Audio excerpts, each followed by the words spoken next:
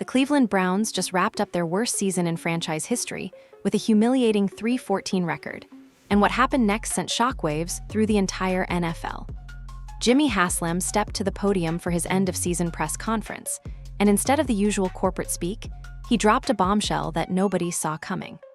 The Browns' owner admitted what everyone already knew, but never expected him to say out loud this organization is broken from top to bottom. The numbers are staggering, and they paint a picture of complete organizational failure. 3 wins, 14 losses, dead last in the AFC North. A quarterback with a $230 million guaranteed contract who played just 7 games. A defense that kept them in games only to watch the offense squander every opportunity. And now, with the season mercifully over, the real drama is just beginning. Because what's happening behind closed doors at the Browns facility right now is nothing short of a civil war. Kevin Stefanski's fall from grace has been spectacular and painful to watch. Just 4 years ago, he was the NFL's Coach of the Year, the savior who finally brought playoff football back to Cleveland after nearly 2 decades. Fast forward to today, and reports suggest his office might already be packed up. Sources close to the situation claim that Stefanski lost the locker room weeks ago, with multiple players privately questioning his leadership and decision-making. The play calling became so predictable that opposing defensive coordinators were literally calling out Browns plays before the snap. One NFC defensive coordinator was caught on a hot mic saying, "Here comes the draw play on 3rd and long," and he was right. But the coaching situation is just the tip of the iceberg. The real disaster, the one that will haunt this franchise for years, centers around Deshaun Watson. When the Browns traded 3 first-round picks and handed Watson the largest guaranteed contract in NFL history, they bet everything on him being their franchise savior. What they got instead was a nightmare that keeps getting worse. Watson has played in just 19 games over 3 seasons, throwing more interceptions than touchdowns while dealing with multiple injuries. His latest setback, a ruptured Achilles that ended his season in October, might have been a blessing in disguise for a fan base that had already turned on him. The Watson situation goes beyond just poor play on the field. Reports from inside the building paint a picture of a divided locker room where Watson never truly connected with teammates. Several veterans reportedly approached management about the quarterback's work ethic and leadership style, concerns that were apparently ignored. One anonymous player told local media that Watson would often leave the facility immediately after practice, while other quarterbacks stayed late working with receivers. The chemistry never developed, and it showed every Sunday. Making matters worse, the financial implications of Watson's contract have essentially handcuffed the organization. They still owe him $92 million over the next 2 years, money that counts against the salary cap whether he plays or not. That's dead money that prevents them from signing impact free agents or extending their own stars. It's been described by cap experts as one of the worst contracts in professional sports history, and there's no easy way out. Even if they wanted to trade him, no team would take on that contract, especially given Watson's injury history and off-field baggage. The coaching search has become its own 3-ring circus. Mike Vrabel's name started circulating before the season even ended, with rumors suggesting he and Haslam have been in contact for weeks. Vrabel, who just led Tennessee to multiple playoff appearances before being surprisingly let go, represents everything the Browns think they need: toughness, accountability, and a proven track record. But sources indicate Vrabel has serious reservations about the Browns' job, specifically concerning the power structure and whether he'd have full control over football operations. Jim Schwartz has emerged as the internal favorite, and it's easy to see why. His defense was the only unit that consistently performed this season, keeping the Browns in games they had no business being competitive in. Players love him, respect him, and most importantly, play hard for him. Myles Garrett reportedly went to ownership personally advocating for Schwartz, calling him the only coach who tells it like it is. But promoting a defensive coordinator after an offensive disaster season raises its own questions about whether that's truly the change this organization needs. Then, there's the Tommy Rees factor that nobody's really talking about. The quarterback's coach has been quietly building support among younger players who appreciate his modern approach and communication style. Some reports suggest he's been developing his own offensive system behind the scenes, one that actually fits the personnel rather than forcing square pegs into round holes. But at 32 years old with no coordinator experience, giving him the keys to the franchise would be a massive gamble. The wild card in all of this remains Ben Johnson, the Lions' offensive coordinator who has Detroit's attack humming at historic levels. League sources indicate the Browns are prepared to make him the highest-paid coordinator in NFL history if he doesn't get a head coaching job elsewhere. The connection makes sense. Johnson could potentially unlock whatever remains of Watson's ability while developing a young quarterback behind him. But why would Johnson leave a Super Bowl contender for the mess in Cleveland? None of this coaching drama would matter as much if not for the Myles Garrett situation that's been simmering all season. The future Hall of Famer has been diplomatic publicly, but privately, sources say he's beyond frustrated. Garrett has been carrying this defense on his back for years, playing through injuries, double and triple teams, while watching the offense waste his efforts week after week. The trade rumors that surfaced in November weren't just media speculation. Multiple teams made serious inquiries about Garrett's availability. Garrett's frustration reportedly boiled over during a players' only meeting in December, where he challenged teammates about their effort and preparation. One source described it as Garrett finally saying what everyone was thinking, but nobody wanted to say out loud. He questioned why certain players were still starting despite repeated mistakes, why accountability seemed to only apply to some guys, and why the standard had been allowed to slip so far. That meeting apparently got heated, with some offensive players firing back about the defense not being perfect either. The defensive star's relationship with ownership has also become strained. Reports indicate Garrett requested a meeting with Haslam after the Week 15 loss to Kansas City, where he expressed concerns about the direction of the franchise. He supposedly told Haslam straight up that he didn't sign up to be part of a rebuild at this stage of his career. He wants to win now, and if Cleveland can't provide that opportunity, he'd understand if they traded him to a contender. What makes Garrett's situation even more complex is his contract status. He's under team control through 2026, but he could hold out for a new deal or force his way out if things don't improve quickly. Losing Garrett would be catastrophic for a defense that's already thin on playmakers. He's not just their best player, he's the identity of the entire unit. When opposing teams game plan for the Browns, stopping Garrett is literally the first, second, and third priority. The front office power struggle adds another layer to this dysfunction. Andrew Berry's role as GM has come under intense scrutiny, with questions about who's really making personnel decisions. The Watson trade was reportedly pushed hard by ownership against Berry's initial reservations. Now Berry's trying to clean up a mess he allegedly didn't fully support creating. That dynamic has created tension that's been evident in their draft strategy and free agency approach. Paul DePodesta's influence remains a mystery to most outsiders, but insiders claim he's been pushing for a complete analytical overhaul of how the team evaluates players.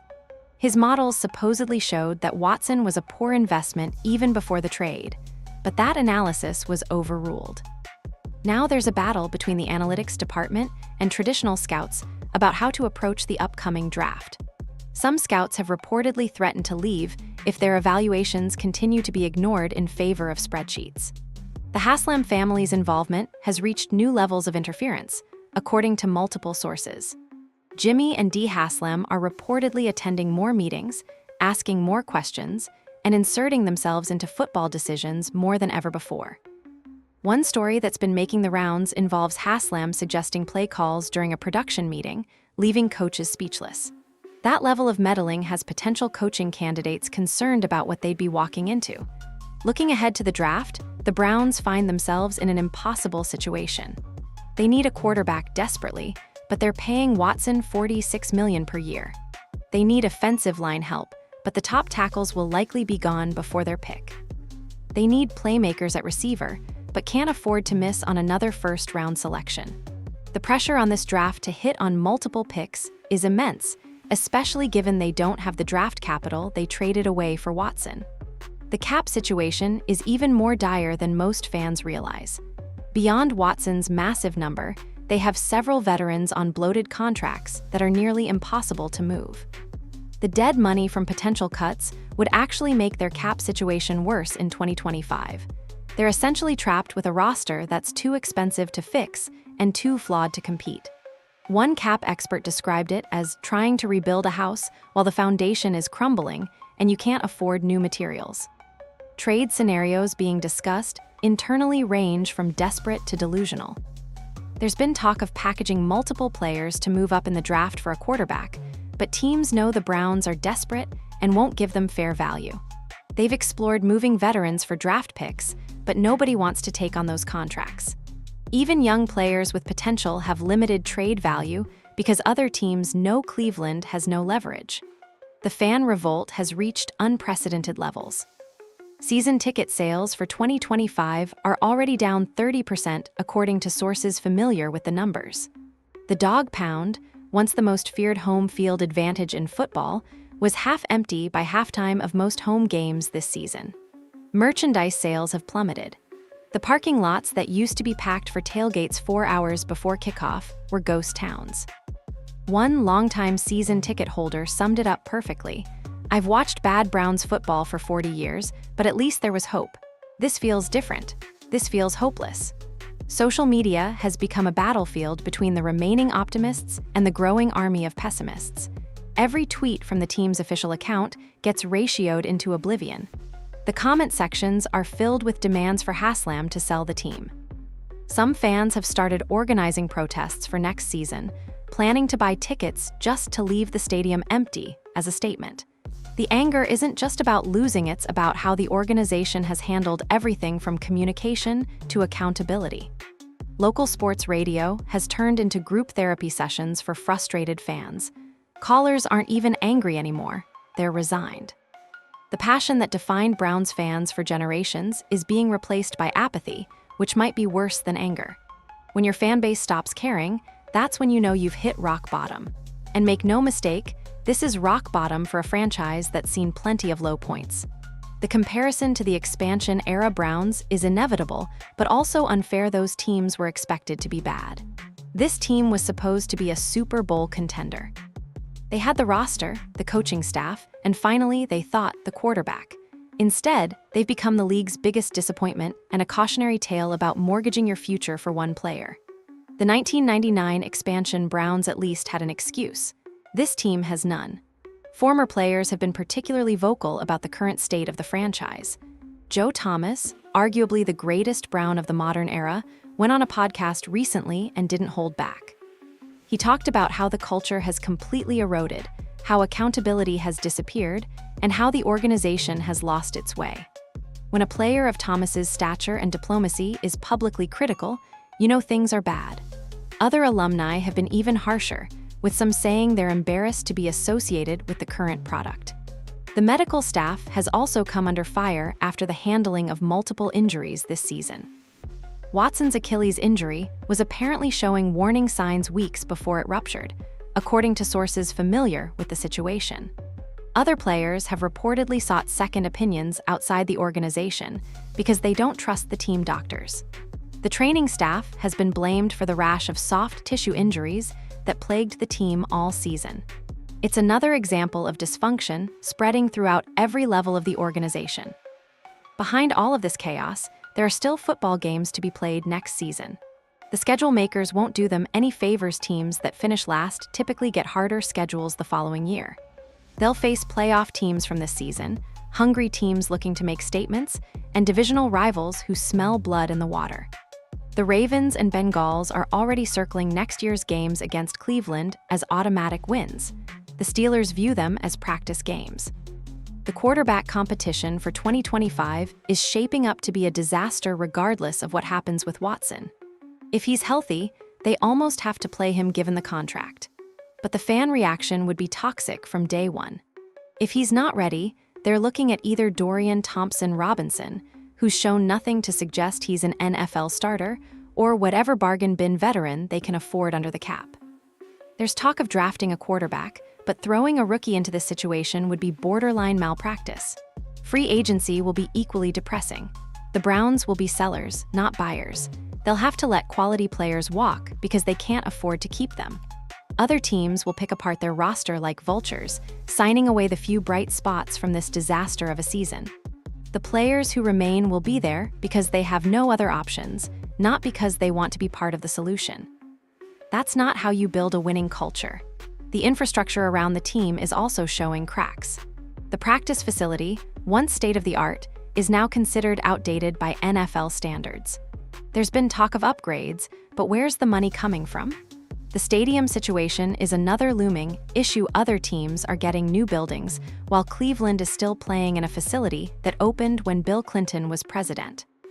These might seem like secondary concerns, but they matter in recruiting both players and coaches. Even the scouting department is in flux. Several scouts have already left for other organizations, tired of having their evaluations ignored or overruled. The ones who remain are reportedly frustrated with the lack of resources and respect. There's been internal discussion about completely overhauling the scouting process, but that would require admitting the current system is broken, something this organization seems incapable of doing. The narrative around the league has shifted from sympathy to mockery.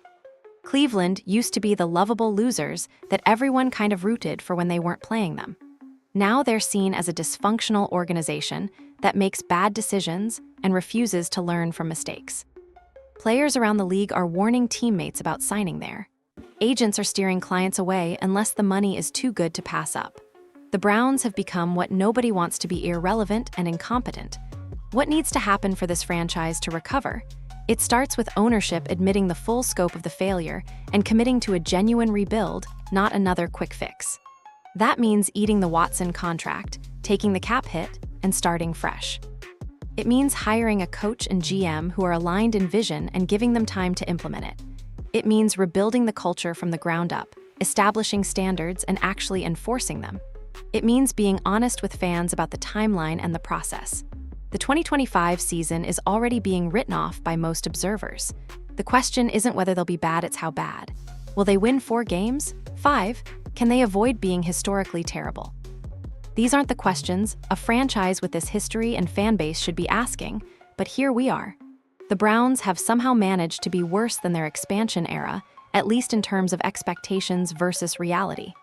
There's still talent on this roster, buried beneath the dysfunction and bad contracts. There are still good coaches who could fix this given the right circumstances. There are still fans who want to believe, who are waiting for a reason to come back. But the window for redemption is closing rapidly.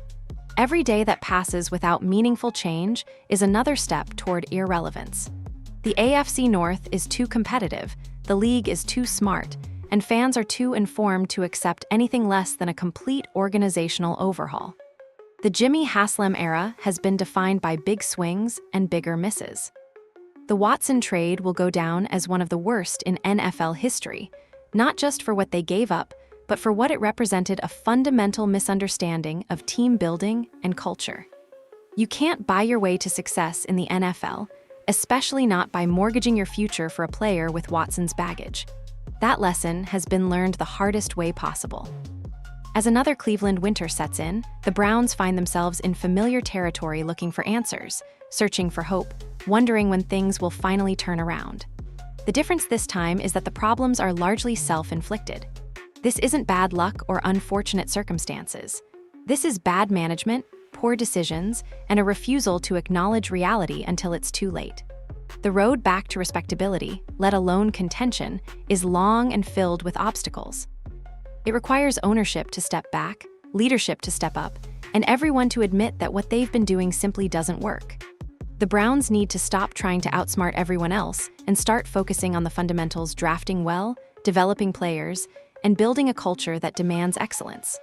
Until that happens, Cleveland will remain what it's become: a cautionary tale about what happens when ego, impatience, and incompetence collide. The Dawg Pound deserves better.